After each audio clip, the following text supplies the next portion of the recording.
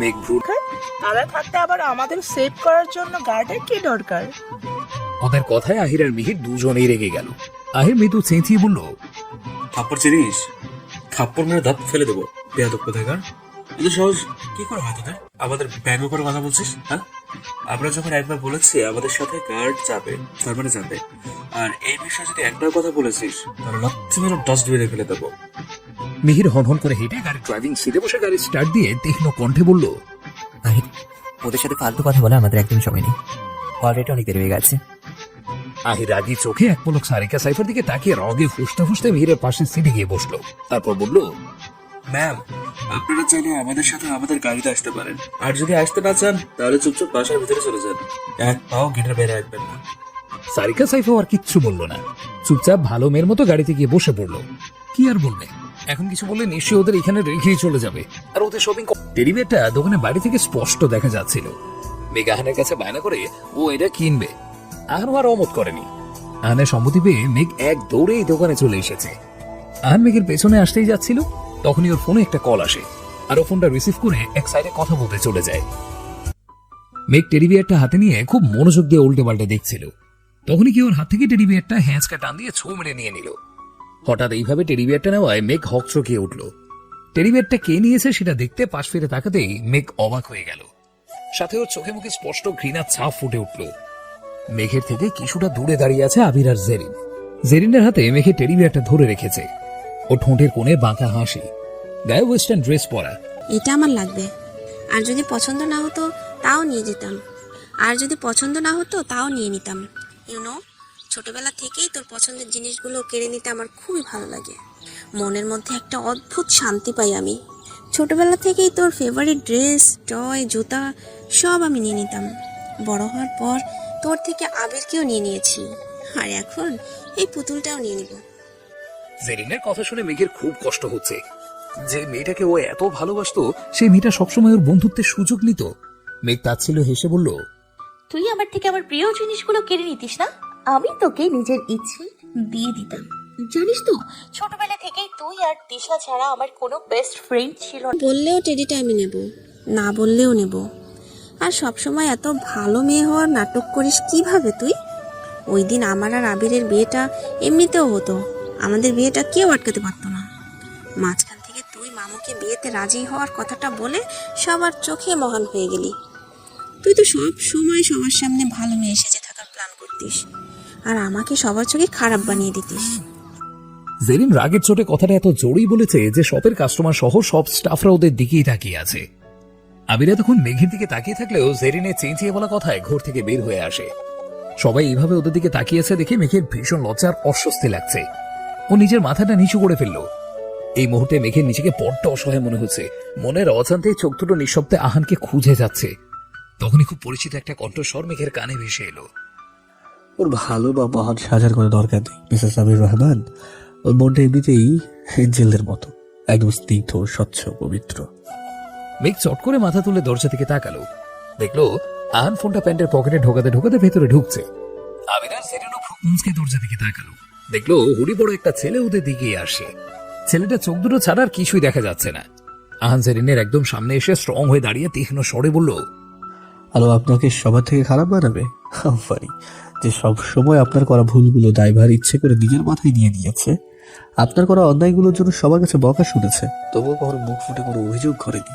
সেই মেয়েটা কিভাবে আপনাকে সবার সামনে খারাপ বানাবে বলুন তো? আসলে কি জানেন, আপনি যেই পরিমাণ নোংরা মন মানসিকতার মানুষ, তাতে আপনাকে খারাপ বানানোর সাধ্যর মধ্যে কারণ নেই। আপনার মধ্যে সবকিছুর কমতে থাকলেও ব্যাডনেসের কমতে একদমই নেই। আহানের কথায় জেরিন তেলে বেগুনে জ্বলে উঠল। জোরে চেঁচিয়ে আহানকে উদ্দেশ্য করে বলল, হাউ ডিয়ার ইউ মিস্টার, আপনার সাহস তো কম না? আপনি আমাকে খারাপ মেয়ে বলছেন? আপনি জানেন আমি কে? আমি চাইলে এক্ষুনি আপনাকে মেরে হাত পা ভেঙে রাস্তায় বসিয়ে দিতে পারি। আহান হাসতে হাসতে বলল, আমার এত ক্ষমতা যে আপনি আমার হাত পা ভেঙে দেবেন? ও মাই গড, আমি তো ভীষণ ভয় পেয়ে গেলাম। ওদের এইভাবে জোরে জোরে কথা বলতে শুনে একজন স্টাফ এগিয়ে এসে জেরিনকে উদ্দেশ্য করে জিজ্ঞাসা করলো, এনি প্রবলেম ম্যাম? জেরিন চেঁচিয়ে বলল, হ্যাঁ, বিগ প্রবলেম। কোথায় থাকেন আপনারা? আপনাদের শপে এইসব থার্ড ক্লাস লোকেরা ঢোকে কিভাবে? এই লোকটা কখন থেকে আমাকে যা নয় তাই বলে অপমান করেছে। এনাকে প্লিজ এক্ষুনি ঘাড় ধাক্কা দিয়ে এখান থেকে বের করুন। স্টাফটা মার্জিত ভঙ্গিতে বলল, প্লিজ ম্যাম, এত জোরে কথা বলবেন না, এতে আমাদের অন্য কাস্টমারদের সমস্যা হবে। তারপর আহানের দিকে তাকিয়ে বলল, স্যার, কি সমস্যা হচ্ছে আমাকে বলুন, সমাধান দেওয়ার চেষ্টা করব। আহান সেরিনের হাতে থাকা টেডি বিয়ারটাকে দেখিয়ে বলল, আচ্ছা, আপনাদের কাছে এরকম সেম ডিজাইনের কয়টি টেডি আছে? ছেলেটা একটু ভেবে বলল, এইরকম সেম ডিজাইনের দেখতে আরো 4টা আছে স্যার, ম্যামের হাতেরটা নিয়ে টোটাল 5টা। ওকে, একটা কাজ করুন, এই 5টা টেডির বিল আমার নামে বানাবেন আর 4টা ভালো করে প্যাকিং করে আমাকে দিন, ঠিক আছে? সেরিনের হাতে থাকা টেডিটাকে দেখিয়ে বলল, আর এইটাকে নিয়ে গিয়ে পুড়িয়ে ফেলুন। আহানের কথায় মেঘ, জেরিন, আবির ভীষণ অবাক হলো। ছেলেটার মুখ দেখে মনে হচ্ছে ও নিজেও বেশ অবাক হয়েছে। হবে নাই বা কেন? কখনো কারো এরকম আজগুবি আবদার শোনেনি। টাকা দিয়ে জিনিস কিনে সেটা যে কেউ পুড়িয়ে ফেলতে বলতে পারে, এইটা আগে ওর জানা ছিল না। ছেলেটা জোরপূর্বক একটা হাসি দিয়ে বলল, বাট ওটা পুড়িয়ে কেন ফেলবো স্যার? ওটা মনে হয় এই ম্যামের খুব পছন্দ হয়েছে। আপনার যদি ওটা না লাগে তাহলে ওটা এই ম্যামকে দিয়ে দিই।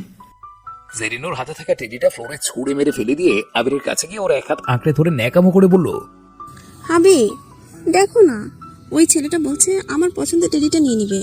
তুমি ওইগুলো আমাকে কিনে দাও না প্লিজ। এই ডিজাইনের সব টেডিগুলো আমার এক্ষুনি লাগবে। আবির জেরিনের দিকে তাকিয়ে সম্মতিসূচক মাথা নাড়িয়ে সেই ছেলেটাকে উদ্দেশ্য করে বলল, আমি এই টেডিগুলোর ডাবল দাম দেব, আপনি এগুলোর বিল আমার নামে করুন। দেখুন, আপনারা এইগুলো প্রাইস যা আছে আমি তাই দেবো, তবুও এইগুলো আমারই চাই। ওদের কথা শুনে ছেলেটা পড়ে গেল মহা বিপদে। কার কথা শুনবে কিছুই বুঝতে পারছে না। ইচ্ছে করছে এখান থেকে দৌড়ে চলে যেতে। বেচারার মুখটা একদম কাঁদো কাঁদো হয়ে গেছে। ও জীবনেও কাউকে টেডি বিয়ার কেনা নিয়েই লড়াই করতে দেখেনি, তাও আবার এত বড় বড় ছেলে মেয়েদের। বেচারা কি করবে বুঝতে না পেরে দৌড়ে ম্যানেজারকে ডাকতে চলে গেল। ছেলেটার এরকম অবস্থা দেখে মেঘের পেট ফেটে হাসি আসছে। এটা ওর সব সময়ের অভ্যেস, সিরিয়াস মোমেন্টে ফিক করে হেসে দেওয়া। কিছু সময়ের মধ্যেই সেই ছেলেটা একজন মাঝবয়সী লোককে সাথে নিয়ে হাজির হলো। লোকটি অনুনয়ের স্বরে বলল, স্যার, আপনাদের সমস্যাটা আমি শুনেছি, কিন্তু আপনারা এভাবে যদি বলেন তাহলে কিভাবে হবে? তার থেকে আপনারা একটা কাজ করুন, আপনারা দুজনেই আপাতত দুটো 4টা টেডি নিয়ে নিন, আর বাকিগুলো আমি আপনাদের কালকের মধ্যে অর্ডার দিয়ে এনে দেব। আহান রাগী কণ্ঠে বলল, যা বলেছি চুপচাপ তাই করুন। আমি যখন একবার বলেছি ওইগুলো আমি দিব, তার মানে এইগুলো আমিই দেবো, অ্যাট এনি কস্ট। আহানের কথায় ম্যানেজার বেশ অনেকটা রেগে গেল। আহানকে উদ্দেশ্য করে ঝাড়ি মেরে বলল, আজব পাবলিক তো আপনি, সামান্য টেডি বিয়ারের জন্য এভাবে বাচ্চাদের মতো জেদ ধরে বসে আছেন। তাও আবার কি অদ্ভুত আবদার, একটা টেডি পুড়িয়ে ফেলতে হবে? এরকম আবদার কেউ করে? এতক্ষণ থেকে আপনাদের অনেক চেঁচামেচি সহ্য করেছি, আর না, আপনাদের কারো কাছে আমি কোনো প্রোডাক্ট বেচবো না। আপনার এক্ষুনি ভালোই এই সপ্তাহ থেকে বের হয়ে যান, নয়তো পুলিশ ডেকে জেলে ঢুকিয়ে দেব। আহানের সাথে এইভাবে রুডলি কথা বলায় জেরিন আর আবির মনে মনে বেশ খুশি হলো। মেঘ পুলিশের নাম শুনে বেশ অনেকটা ঘাবড়ে গেল। ও আহানের কাছে গিয়ে আহানের এক হাত আঁকড়ে ধরে মিনমিন করে বলল, এখান থেকে চলুন প্লিজ, আমার টেডি লাগবে না। বাসায় অনেকগুলো আছে, সেগুলোই আমার কোনো কাজে লাগে না। আর নতুন করে কতগুলো কিনে কি করব? প্লিজ চলুন, আমার খুব ভয় লাগছে। আহান মেঘের দিকে তাকালো, দেখলো ভয়ে মেঘের চোখ মুখ একদম শুকিয়ে গেছে। যে হাত দিয়ে আহানের বাহু ধরে রেখেছে সেই হাতটাও মৃদু কাঁপছে। মেঘকে এতটা ভয় পেতে দেখে আহানের রাগটা আরো বেশি বেড়ে গেল। ও মেঘের হাতটা নিজের বাহু থেকে আলতো করে ছাড়িয়ে দিয়ে একদম ম্যানেজারের সামনে গিয়ে দাঁড়ালো।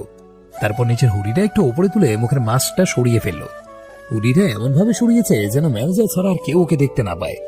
ম্যানেজারের আহানের চেহারা দেখার সাথে সাথেই দুই কদম পিছিয়ে গেল। মুহূর্তে ওনার চেহারা থেকে সব বিরক্তি রাগ উড়ে গিয়ে চেহারায় স্পষ্ট ভয়ের ছাপ ফুটে উঠল। ম্যানেজারের হাত পা রীতিমতো কাঁপাকাঁপি শুরু করে দিয়েছে। ওনার মুখ দেখে স্পষ্ট বোঝা যাচ্ছে উনি আহানকে এখানে দেখে কতটা অবাক হয়েছে। ম্যানেজারকে এইভাবে কাঁপাকাঁপি করতে দেখে আবির আর জেরিন অনেকটা অবাক হয়ে গেল। মেঘও বেশ অবাক হলো। যে লোক একটু আগে ওদের পুলিশে দেওয়ার জন্য ভয় দেখাচ্ছিল সে এখন নিজেই ভয় কাঁপছে। আহান নিজের রাগে লাল হয়ে যাওয়া তীক্ষ্ণ চোখ দুটো একবার ম্যানেজারের দিকে নিক্ষেপ করলো। তারপর আবার মুখে মাস্কটা পরে মাথার হুডিটা টেনে দিয়ে রুক্ষ স্বরে বলল, আমি কি করবো আর কি করবো তার কৈফিয়ত আমি কাউকে দিই না, কিন্তু আপনি যেহেতু আমার বয়সে বড় তাই আপনার একটা কনফিউশন ক্লিয়ার করতেই পারি। আসলে এই পুতুলটাই নোংরা মেয়েটা ছুঁয়েছে, আর এই পুতুলটা একদম নোংরা আর অপবিত্র হয়ে গেছে। আর আমি চাই না আমার পরীর কাছে কোনো নোংরা বা অপবিত্র জিনিস থাকুক, তাই ওনাকে পুড়িয়ে ফেলতে বলেছি। আই হোপ সবটাই বুঝতে পেরেছেন। এবার চুপচাপ গিয়ে যেটা বলেছি সেটা করুন, নাহলে আপনাদের সাথে কি কি হবে সেটা নিশ্চয়ই আপনারা জানেন। ম্যানেজারটা ভয়ার্ত গলায় বলল,